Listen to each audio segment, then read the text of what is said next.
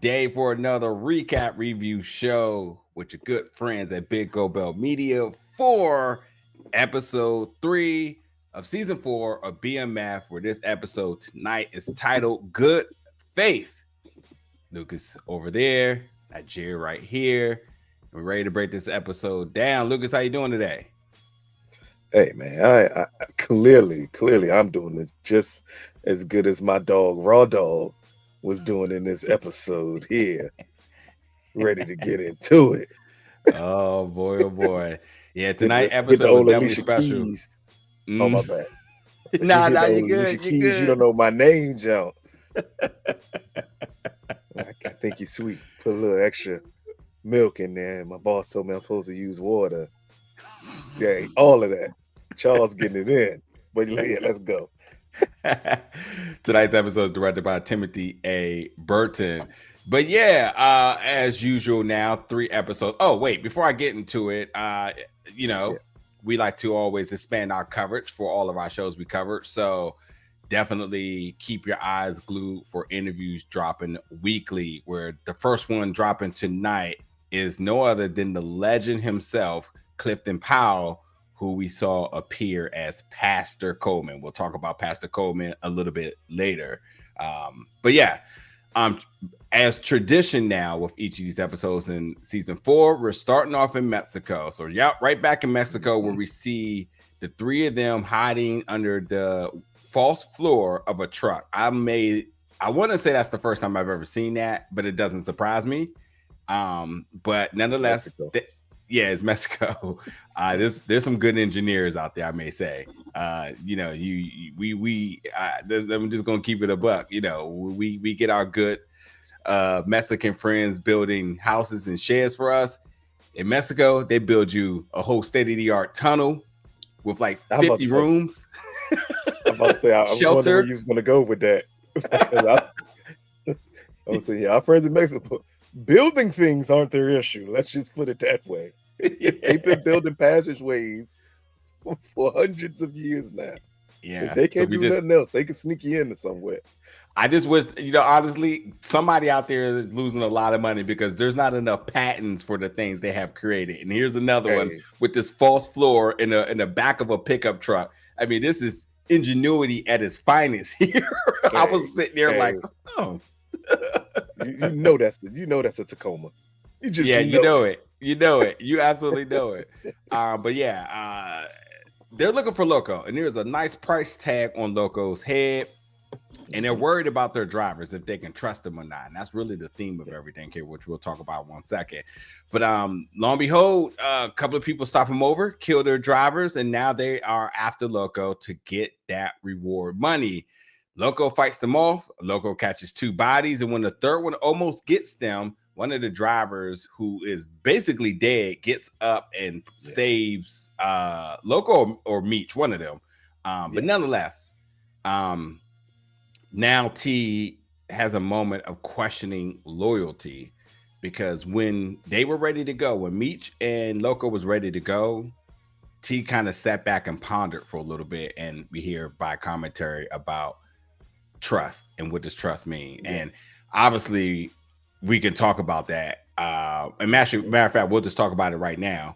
But tell me what your thoughts about the opening and how you thought the opening correlated to what we saw in tonight's episode regarding trust. I think that's been the running theme so far this season, is the correlation you're going to always get from these openings to exactly what's about to happen. And it's about a mindset thing. So for here, it was amazing. It was good to see T's mindset, because you need to see it to fully understand the steps that he's now taking here. Because now we get to understand that he is really reflecting back on, I think you said it last review, like, what the heck happened in Mexico that everything is happening?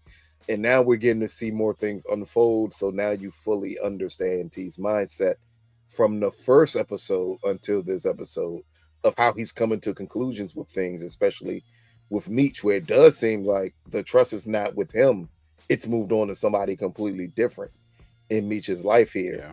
Yeah. And that, as close as they are, being brothers, that can feel isolating for Terry, and you could see the dilemma that he's going through because he's still 100% loyal to Meech, while Meech is not necessarily 100% loyal to him at this point. Meech's loyalty is more, I'm not even gonna say to the business, it's more to whatever the reflection is that he saw of himself in Mexico. That's where Meech's loyalty currently is, and that's now we're getting to see, especially as you see T just sitting over the dead body, and you see that that's the big reflection for T of, I want to say, of him looking like, this dude was loyal, and look what happened to him. Yeah. And him thinking this could be me, and would Meech just move on as quickly as they're trying to move us on from this situation? Great points there, sir. Literally nothing to follow up with on that. So we're going to the next scene here where we have Hoop and T, and they're pissed about the work. And because the work was rerouted to St. Louis, of course, that means that they would need to reach out to Jay Pusha so that they can get their portion of the product in order for them to move things back in Detroit. Markeisha shows up, and she's pissed because they have to delay the meeting with Isaac, who's their South Carolina connect, or who will be moving weight for them in South Carolina. And she needs a reason why. Only to butter him up with the "I'm dependent on you." I gotta say that scene was kind of weird to me because she tried to get all sentimental with my man. It's like, we got a bigger issue right now. Like, Jay Push is not answering, our product's there, and you out here trying to cupcake me. But in the sense of business, understand, like, we're missing out on somebody I made an introduction for, and you're not holding up your end. Now, the only thing I really want to say about this, and obviously we're going to talk about Jay Pusha a lot, is let's not forget that Jay Pusha does not do business with T. So him not getting that answer to his call is on par. And it doesn't mean that what Jay Pusha is to what we know he will be, who he will become. What he will become. Yep. Yes. That doesn't define the fact that, like, T wasn't going to get that answer anyway. So, you want anything to add there? You want to wait till we get a little bit deeper? No Diddy. Because just this one thing, and that is always remember, or just try to remember, because it's getting on later on, it becomes a much bigger issue. All this happened without T's knowledge. Yeah. That's the biggest, most important part. T knew nothing about this reroute happening until he was told it already happened. Again, it just plays into T's thoughts from the beginning parts of Mexico till now, that if a big move like that can be made, and it's not even discussed with me, then what am I to you? Now in Atlanta, we have Meech and Duffy also getting pressure from their folks in Atlanta because they don't have the product in hand. Now Meech feels a little bit more at ease because he knows where it's at, and it was his call. But Duffy obviously is like, nah, we got to keep things going. We got people we got to, get this out to. Only for that to turn into what Meech was able to detect, that Duffy had some extra weight on his chest. And that ends up being the fact that he opens up about catching a body back in Detroit. Now, I'm going to say, and I don't know how to say this without it sounding weird, but in a way, I'm glad there's like an authenticity to this portion of the story, because you have heard these type of stories so often about the local legend that could have been, and them getting caught up in some type of gang violence, or just I guess you could throw friendly fire in there too, but nonetheless, they just clearly wrong place at the right wrong place at the wrong time. What's it saying? God damn. Wrong place at the wrong time. Wrong place at the wrong time. I don't know why I want the right in here. But I'm about to say, because that's a hell of a thing to do. Yeah. Wrong place at the right time. Yeah, definitely that. Definitely not that. But like, to that point, like when he said that, I'm like, for me, a light bulb just kind of went off and thought like, you hear these stories so often. So I thought that was sort of cool in a way that like they made it make sense. Also to the point that it makes sense because Duffy doesn't quite washes off the fact that Brian's in town, and it instantly becomes a Meech issue. But he's like, I actually got some stake in this as well too, because him being down here ain't just only bad for Meech. He can also tie me back to that. Now, what's interesting about this, and I don't know if this actually plays out the way I think it's going to play out, but you land and bring justice to a murderer of a legend a way, because that's kind of how you look at it, because you always look at the could have beens. For us, it's the Lim Biases of the worlds, you know, and there's numerous cases of that. You bring a name to that, I don't know which one of those he get the bigger pat on the back with, by taking Meech down or taking that down. And I'm going to say optics wise, it's definitely the player, but his obsession with Meech, that right there literally was like, God, this could get really, really, really good. Yeah.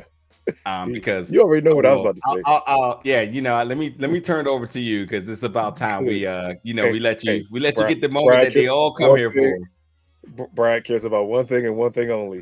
Bring me Spider-Man. He could care less about legends. He could care less anything Duffy did. That's all Brian cares about. Is bring me Spider-Man. I want Spider-Man! Nothing else here. What's more interesting, and I'm sorry if I missed it, and audience, let me know when I missed it, because I'm still confused here. When did Bryant become a cop for Atlanta? Don't know how jurisdictions. I clearly don't know how jurisdictions work. I know that much. What did I say? They are making. He is literally Axel Foley at this point. So he went to a whole city, and now he's making arrests. He's doing interrogations. Wait a minute. He's a Detroit police officer. Did they already told you? Unless because of what happened last week, are they saying that then they decided, we're going to poach him from Detroit? It's so much stuff that doesn't make plausible sense here. But again, the conversation between Duffy and Meech is important, just because you needed Duffy to have skin in the game as it pertains to Bryant. Yeah. Because other than that, Duffy could just blow it off and be like, man, this is your problem. You solve it. But instead, he's like, man, look, I can't have him looking to me, and it draws back to what I did in Detroit, and it causes me a problem. So now Bryant is a problem for both of them, and I think it's important for him to be. He needs to be that overarching cop, the one that's looking for everybody. Well, hopefully we do get to the point where it's not just Meech, even though the business is Meech is what he's looking for. And honestly, the other aspect of this is like, we know this story, and we know sort of this canvas of when you're building a foundation, in the network, who's loyal, who's not. And the folks that aren't loyal always looks for a way out. And this always involved them flipping, turn snitch, turn bitch, and get to talking. And I think it was important to establish that Duffy won't be that guy, because he also has, as you said, skin in the game here, which means that we can look at their relationship, we can hear what he's saying and take it. We can trust it from what it's saying. Now, to me, that also means now we got to take a look at everybody else, because we know it's going to be one, and it's just going to be a matter of time of which one reveals himself. Well, we can't say much of nothing, because B. Mickey had skin in the game, and he still kind of turned snitch. So you never really know. Duffy just doesn't come across as that person. So I doubt that will be it here. It's going to be more interesting to see these other, again, you pointed it out, the other connections that Meech has made in Atlanta. I mean, there's no like loyalty with a lot of them. They got money together.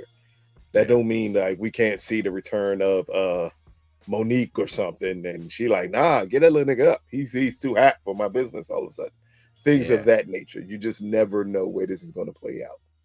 Yeah, nah, that's true facts there.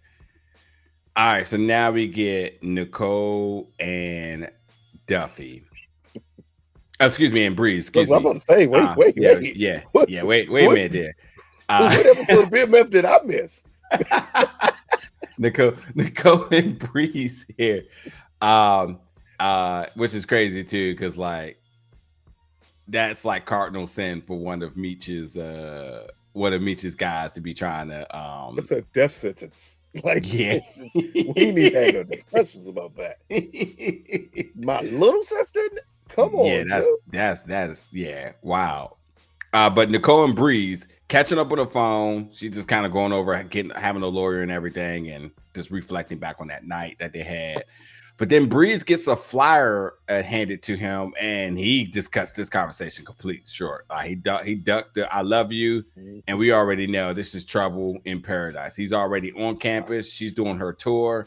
Will their long distance relationship withstand the test of time and distance without distraction? Is the big question. But even with that, they are planning for the family all to go down to Atlanta. And I don't know at what part of tonight's recap do I want to like start to talk about the beef between Lucille and Nicole, because clearly it's right here, because Lucille wasn't supposed to go. This was supposed to be Nicole by herself, and Lucille invited herself to go with Nicole, because as Nicole said, "What you think I'll be doing threesomes down there or something?" Like, it's they beefing forever right now, Joe. Again, but I love this because this is typical mother-daughter beef. If you've ever had a sister and saw that interaction between your sister and your mother at a certain point in time, this is what this is. It's literally the same interaction between Meech and Charles at one point. Yeah. Like, it's who's the big dog at one point. As the old folks used to say all the time, you can't have two queens in the castle. One of you bitches got to go. Take your pick. I can't have both of y'all here, because it's gonna be a conflict. And I think that's the funny part here with Nicole. Nicole just wants freedom, and she don't want her mama around her at this present time. And Lucille is kind of being judgmental on Nicole, but it's also sweet in a way because she's been protective of her daughter. Yeah, I agree. Definitely agree. Now we get Bryant into Detroit back in detective, and they're talking about the prints they found on the car. So they found three sets. One that was unidentifiable, Nicole's, and then somebody named John Ginkgo, who's clearly an alias, and they need to get down to the truth with that. So Meech doesn't have prints registered, so of course he wants it to be Meech, but it's not. But at the same time, they want to run the prints on both ends here. Yeah. At the same time, too, we get Brian. He got the videotapes from the dealership, and he decides that he's going to make it a drink endless beer night and watch these tapes till he gets Spider-Man. Exactly. Brian Jonah Jameson. Steady looking, Joe. So now Meech is at home with the girl from the strip club who gave him the e-pill last week. But then the whole family shows up, and Lucille Lucille is just not playing. Like, anybody could get it, and called her one of the ladies of the night. I love that's a good old saying right there. That's an old hoe calling there. Yeah, it is. He said, "My mom's a pastor." She was like, "I love the Lord." He gave all her explanations every denomination she could think of at that present time. Good for her, I guess. But anyway, as Lucille said, is she leaving or am I leaving? Which is, I mean, they write Lucille so good. This is classic like old school mom talk. Yeah, hey, black mother to the T. Is this little girl leaving or am I leaving? Because we both can't stay here. And who gonna say, "Nah, ma, you got to go"? Nah, you got to get the fuck out of here. My mama don't want you here. It is very simple. But T and Meech talking about Bryant being in the A, and how with him being in the A, that does not make anything that they're doing safe. And now their whole goal now is to figure out everything that Bryant knows. And in the meantime, they're going to make a detour and go to a video shoot for their new or their artist interest, shall I call it, for right now. But anyway, we go to the Morris Brown campus, and Lucille getting looks, so she's having a great time on campus already. And then we get two mothers in Christ, might I add. bragging over their daughters, and this instantly motivates Lucille to ensure that Nicole get her major together. I don't know if there's anything to make there, we but ain't gonna skip over the point that one Lucille gave that look to that little ass boy on campus who was as young as Terry. Like she was ready to lose it all on campus that quick. And that other mother, the moment you saw that pink and green, you knew what it was gonna be. Like I don't care who, you knew exactly what it was gonna be, because them women have a certain stigmatism with them about perception wise how they are, and they played this to the T. To the T. Well, to the point Lucille like, damn it, Nicole, we need to talk now. What is your major? Like, well said. I will leave that there. Now they go back to their studio. We got Meech, we got T, we got Duffy, and we get the car dealership girl, Alexandria. And they're just going over everything that everybody knows. And Alexandria pulls together that the person of interest that obviously Brian and them are looking after is with his alias, but truly is Kenny Johnson. And she very discreetly gives them all the information in case you want to make a visit or a follow-up and so on. But with that being said, they are talking about probably the need to move the business, but she wants to be deemed as loyal, and she wants to keep their business going. And thus she just seems to be somebody that is like, whatever's going to take to keep things as it is. And, and hopefully, that them, everybody doing their parts will jeopardize everything that they got going on. Exactly. Meech looks over and I forget this guy's name, but asks him if he goes to church, and he said every Sunday. And I was definitely kind of baffled. What was his motivation for asking that? Was it something I missed there? I'm still confused what it was. Because I guess they just needed to have a transition. Because this was his grandmother's church or his mom's church, and they needed a church to go to. Because Lucille just said, I hope you got the church closed because we're going to church Sunday. Excuse me. But Meech don't know where to go to. Yeah. So he used his friend who mom goes to the same church every Sunday. Because even when they get to church, you see how the mom interacts with me. She says, I've never sat this close before, and all that other stuff. So maybe that's what it was, is that, okay, we need a church to go to Sunday. My mom got to go some goddamn where, and we go to church. So what church are we going to? Yeah. That's not Scientology. It's not the Church of Latter-day Saints. Where are we going to this Sunday? And then they found a place, Joel Osteen's church. I knew he was going to say that. In Atlanta. Yeah. How come that's the there's some other mega churches in Atlanta. I'm naming them. I said Eddie Long, Creflo Dollar. I'm leaving the one guy. I'm leaving the one church alone, because I don't want no pot house people coming after me by me naming anything with TD Jakes. Yeah. Nah, we leaving Mr. Jakes out of this. What's that other nigga who spit on people in his service? Michael Todd. I think that's his name.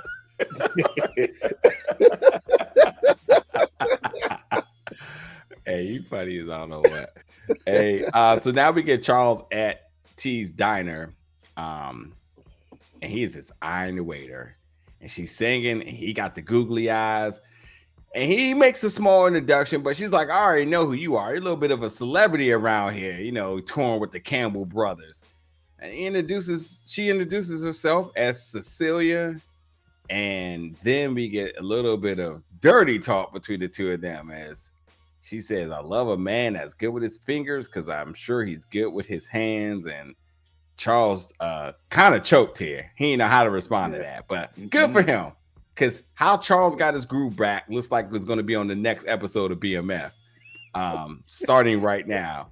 So you talked about it a little bit, but what do you think about Charles venturing out a little bit here? Look here, the point she said, I know about you because you're a legend around here. How about you know about him because he's your employer's father? Like, we're just not going to just pass over that here. This is Terry's diner. Yeah, which super confident. There's pictures of him on the wall. Super confident. Oh man, that's so hilarious. But again, we got to see Lucille last season with the doctor when she jumped out of there, separate from Charles. But besides Charles having a little grind sessions, we didn't really see him pursue anybody else. I think this could be possibly the best storyline of this season. Is how does this look as we saw? We got a glimmer of it later on in the episode. How did this look between Charles and Lucille if Charles moves on? Yeah, because he met her one time. They did one quick little Eric Benet and Tamia duet in the diner, and all of a sudden, my man in love. He went and told B Mickey, "I met somebody and she's special." Nigga, that's crazy. Y'all literally that is crazy. Yeah. Oh man, but hey, shout out to Raw Dog Charles here, man. That's all. I'm so far for this right now. Lucille got Jesus, and Charles got Cece. We're gonna see how this works. Oh man! So now we get Lucille and Meech, and she's just cleaning up the house. Meech pulls out a mink for her, and they got this whole conversation about sort of their different perspectives about the church and God and faith and the finances between the two, you know. And I don't know if it's too much to really dive into that, but you know, obviously Lucille's going to be pro the church and faith and being and keeping your faith and believing that. And Meech is definitely like, yeah, the church has taken or doesn't provide, it takes, and I did this and I did that. So and then they just have a stalemate about not judging each other. But Lucille is pondering on that mink, which we know what she does later. We get Bryant looking at the footage, still drinking and doing his thing, and he sees Meech and Duffy, so he's happy because he feels like he's one step closer to them. And at the church now, which we all know how this is, but I'll just frame this to make this very easy. The church had all the VIPs, had the strippers, had the bouncer, had the Brinks truck folks loading up the ATMs, Grandma Judy with the church hat. You know, I don't know why she doesn't get the first pier, because that's where the church hat ladies get to sit. She can't afford it. Yeah, because we see why. Yeah, because Club Church Atlanta, clearly you got to have reservations to be sitting close, or you got to tip the guy at the door. You got to know the promoter in order to get here. And for me, like, first of all, the deacon with the perm is definitely you already know. You know where you at. Yeah, you know where you at. He wasn't even a deacon. Was he a deacon or usher? He greeted people to their seats. That's an usher. An usher in a full suit and a perm. Come on, bro. Diabolical. We know where we at. But yeah, I think right now, I think what's really important is that we're getting a different aesthetic of the church business. And as we know it to be the super church, but for Lucille, this is not something she's been familiar with. So a little bit of exposure about the differences in how churches are ran.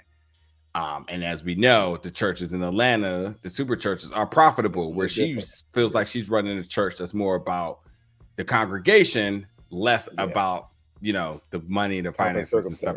Yeah, exactly. It's like that jump by Six Flags. What's that church that used to have by Six Flags? It's still there. Liquor license also. Yeah, I can't remember the name of it though. But yeah, that was the first church I had ever seen in my life with ATM machines. It blew me away. Ebenezer in Fort Washington too. Another one of them big mega ones around the way. And then Jericho by Commander Stadium. Glen Arden. Yeah. Is that what is that the one by Lark? I think that is what that one's called. No, it's not. Yes. Let me check. Yeah, that's the one that does when they do the Christmas plays and they use live animals for the Christmas plays. Yeah.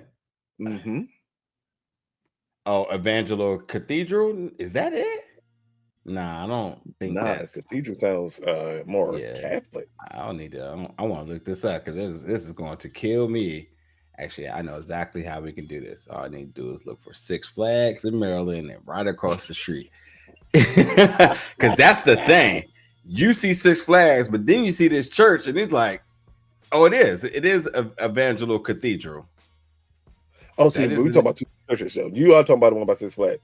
I'm talking about the church Glen Arden. That's way down from Six Flags. But Oh yeah. I'm about to say, because I knew that sounded like a big one too. But anyway, yeah. Let's move on because people don't care about that. So now we get Duffy and Kenny, and basically this Kenny guy is he's some academic focused student where he did a small favor, but that's it. He's out. And Duffy's trying to pay him off to keep his mouth closed, which seems like an easy ask. But he says, like, I'm no street dude. I don't need to be in none of this. Only for Brian to be knocking at the door. Duffy asks him once again, keep your mouth closed. Don't say nothing. And then they disappear. We don't know what happens to Kenny after this, by the way. But we do see Duffy. Him alive. Because that man wanted to be an EMT. Nope, you got to go. Yeah. Can't fuck around with you and you want a future. Hell nah, Joe. Like Duffy tried to pay him off, and my man was like, "No, this is something I want to do." Yeah. It's another casualty of street life, basically. Yeah. So at the church now we get our introduction of Pastor Coleman, as I mentioned, played by the iconic Clifton Powell. And we actually, this is obvious. I would say, because I'd never heard it said in the church, but it is nothing but the truth that we always hear the statement of money is the root of all evil, where it is actually in the book of Timothy that money is a root of evil, not the root of all evil. So with that being said, and who do we accredit the statement of money is the root of all evil? I want to say it's Ice Cube.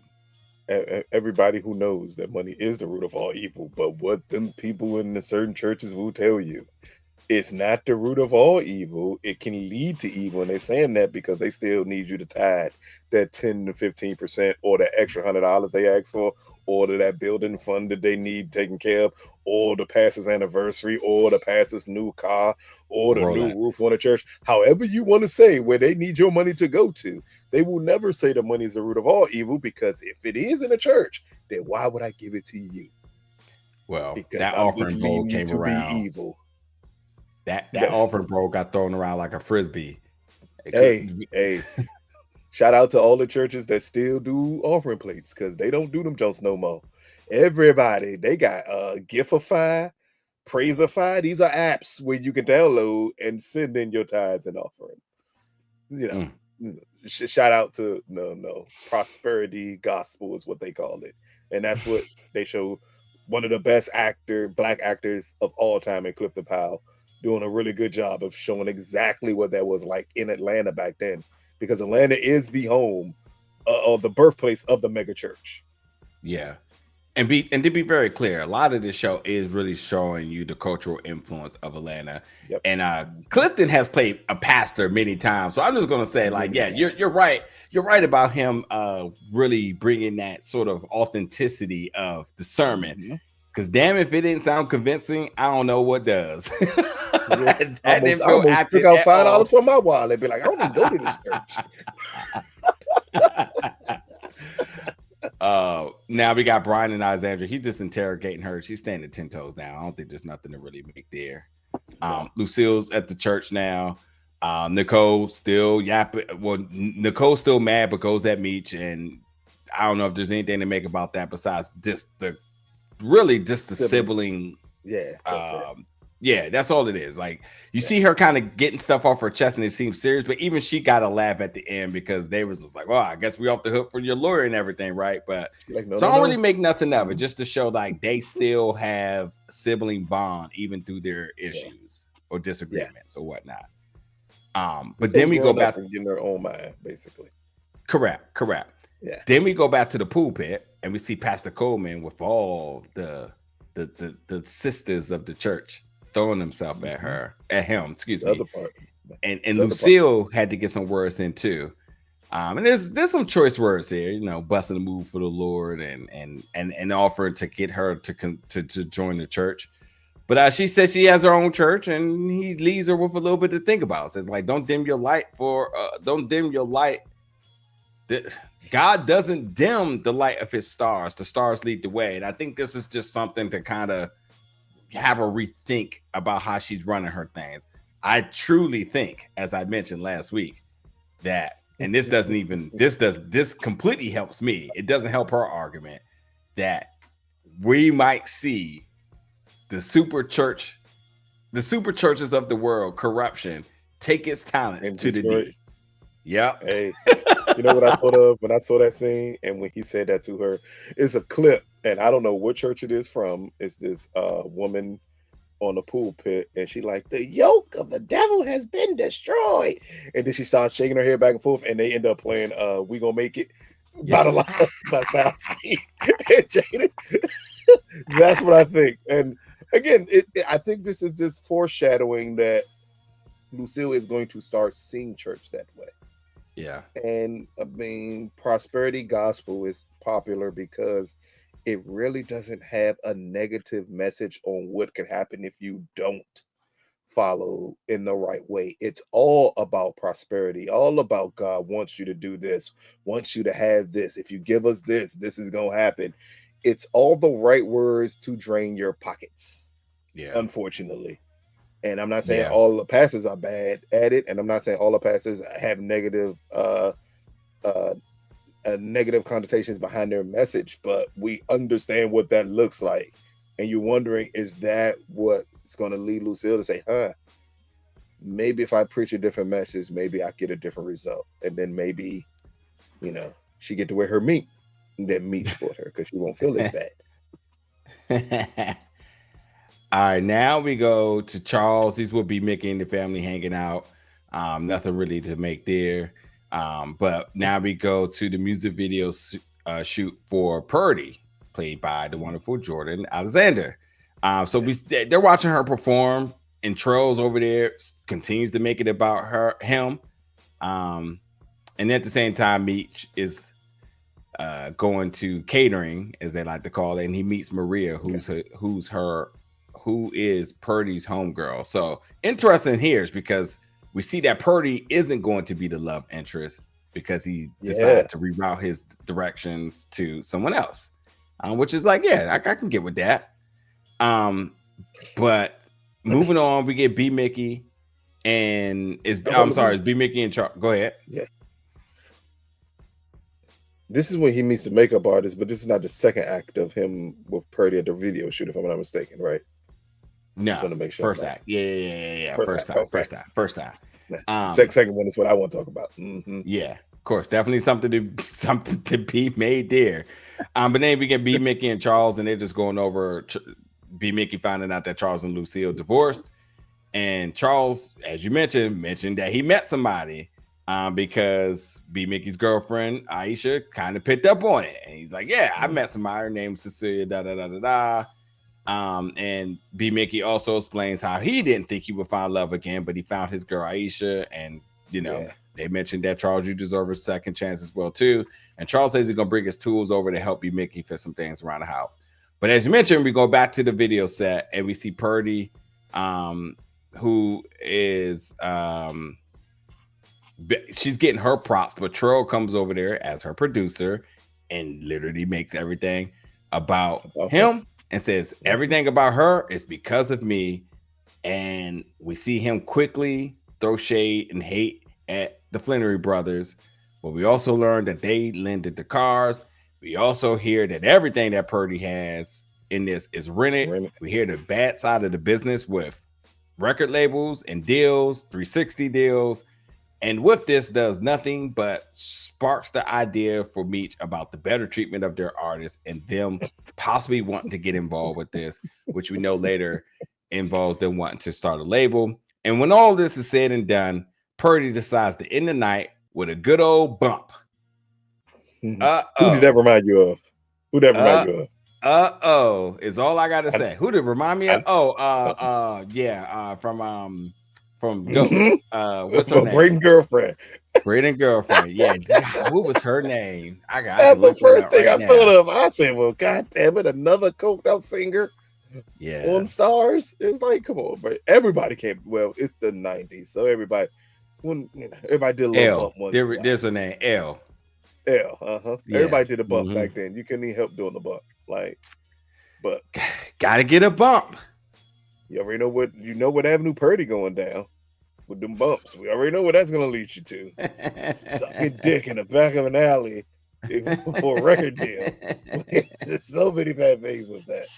And again, shout out to Trail being super disrespectful to people who literally gave them material or items to use for their video shoot. But then we understand why he don't care what they did, because she got paid all back. Everything comes out of her budget. Yeah. All right, so we go back to the crib now, and they're talking about wanting to get into the music game. They want to help artists, and there's also a chance for them to wash their money. Also help with expanding their connects, and that's what they said. Let's start a record label. Now we go back to Detroit as Lucille is back home. Terry decided to stay. Charles and Lucille just kind of catching up everything. He takes a look at her fur, and she obviously brings it back. Charles now asks for permission to go out on a date. He's a grown man, and mentions about meeting Cecilia at Terry's restaurant. And while he felt like this was such a noble thing to do, Lucille had other plans where she says, you know what? You're grown. You're a grown man. But instantly throws shade at him, tells him to close the door behind him, and has this lot of blinky action because you can tell she's bothered. Am I right here? Jealousy. 1,000%. She's jealous.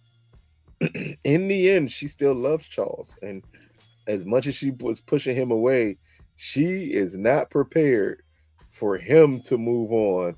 And this hurt Lucille's little feelings that Charles done found somebody else already.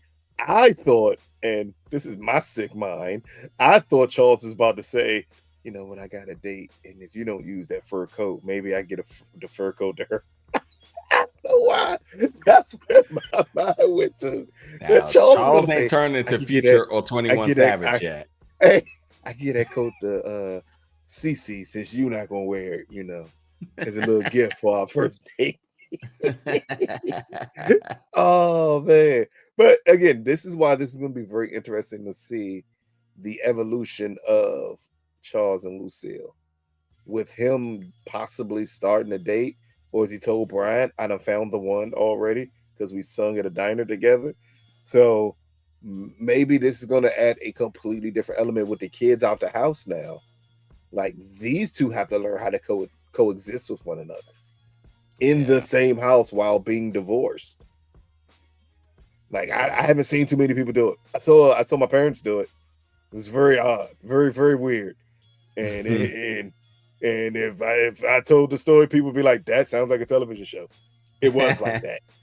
So this will be very interesting to see the evolution of Lucille and Charles moving forward. Yeah. So we go back to Atlanta. They're going over record label names, so they eventually land on Stomping Ground Records. Now, Jay Pusha shows up, like it's all good, and said, "Yeah, I damn near sold." Well, of course they're asking about where's the product, and he said, "Yeah, I damn near sold everything. I mean, yeah, you can have what's left or whatnot." He said, "I sold all of mine, and then I eventually started to sell yours because I started to think like, well, what would Meech do?" And of course Terry doesn't fully agree with it, but then Meech also kind of agreed with it, but kind of didn't. But he says, like, this could be a good thing. We could get more product from Loco. And then we have Meech ensuring that Jay Pusha understands that we run this shit, you don't. And he said, I just wanted to do my part. He said, you know, you brought me in this family, so I just wanted to do my thing. And Terry says, like, listen, that motherfucker's a snake. And you, of all people, should know that to Meech. Do you want to talk about this here? Yeah, I was thinking about the end with Lobo when the reroute finally happens with Jay Pusha, but yeah, this is very interesting also. Just a very quick point of, we've witnessed over 3 seasons Meech make these smartest moves over and over and over again. Why out the blue is Meech now not smart? The Mexico. It is Mexico. Yeah. There you go. Everything goes back to whatever happened in Mexico is morphed whatever mindset Meech has here, because it makes literally no sense to trust somebody who comes in and says, "Oh, y'all can have what's left because I sold everything else. I got the money." It's not about the money, and that's T's whole point was it's not about the money. The point that he did it, and again, almost the same equivalency with Meech moving the work down there. You did it and didn't consult anybody about it. And it's almost fuck your business. Fuck who you may have lined up to give this work to. I don't care about them. I'm just going to sell it because I want to. And as an audience, we know what Jay Pusher really thinks, but we always got to keep in mind, technically, Meech don't know and Terry doesn't know fully his plan here. But this just makes it seem like Meech is slipping since Mexico and putting a lot of faith, as Terry points out eventually, a lot of faith in the new people. Yeah. All right, so we get Bryant and the guy from the group that they're back in Techwood. And I think the only I want to make here is that Bryant comes clean about being a cop.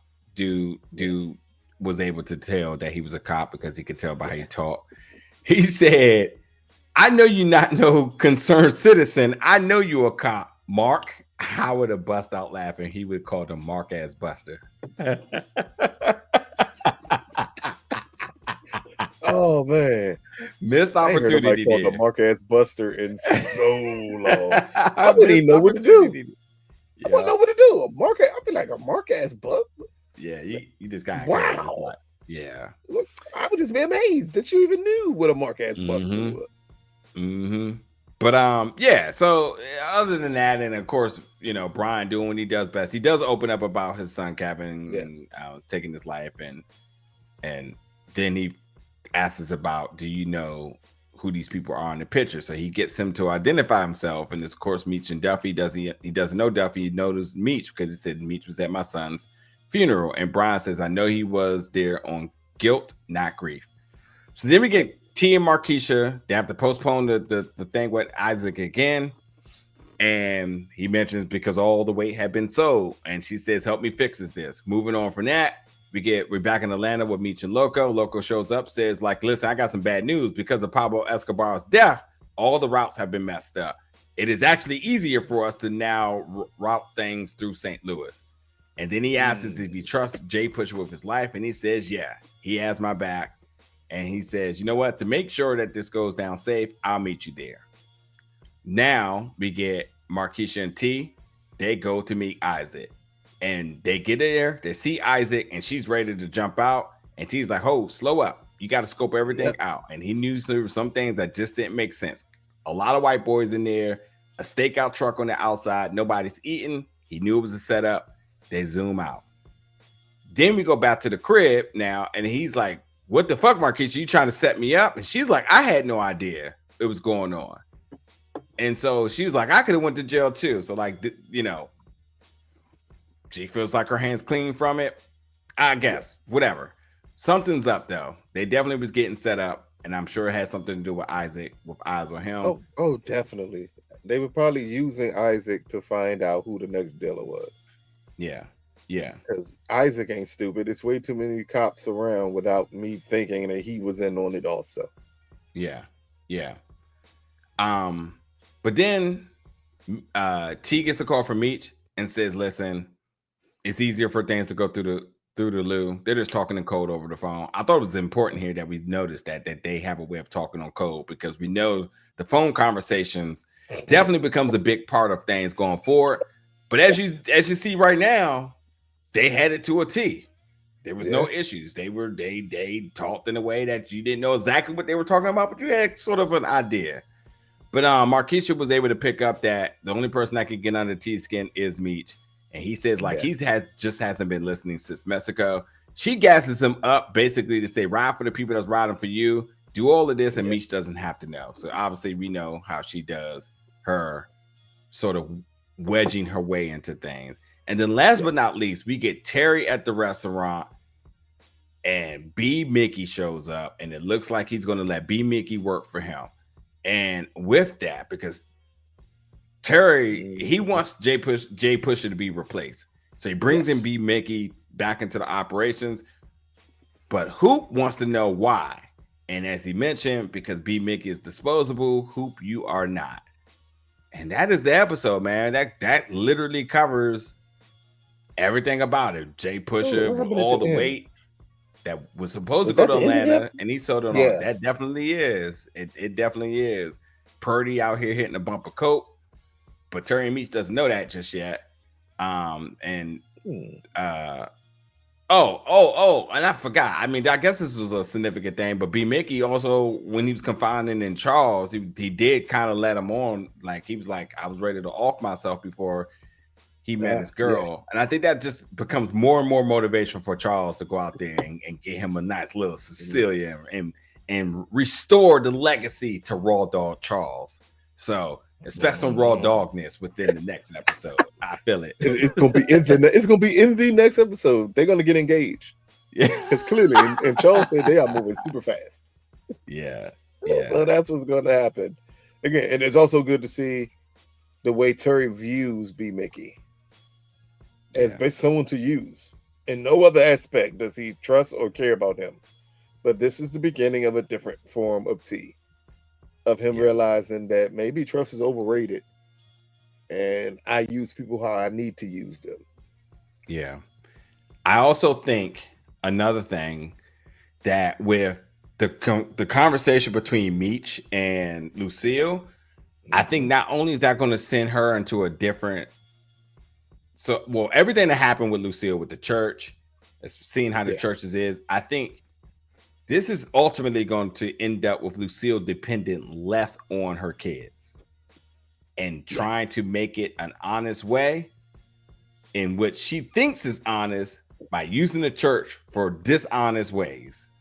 It's where I see this is going. Bishop Whitehead is what you're saying? Yeah. Lucille about to become Bishop Whitehead? Yeah. Lucille gonna have on the ice everywhere? Yeah. But that's it. That's the episode. That is definitely the episode. We will be back next week for episode 4. Episode 4 titled Power Tripping.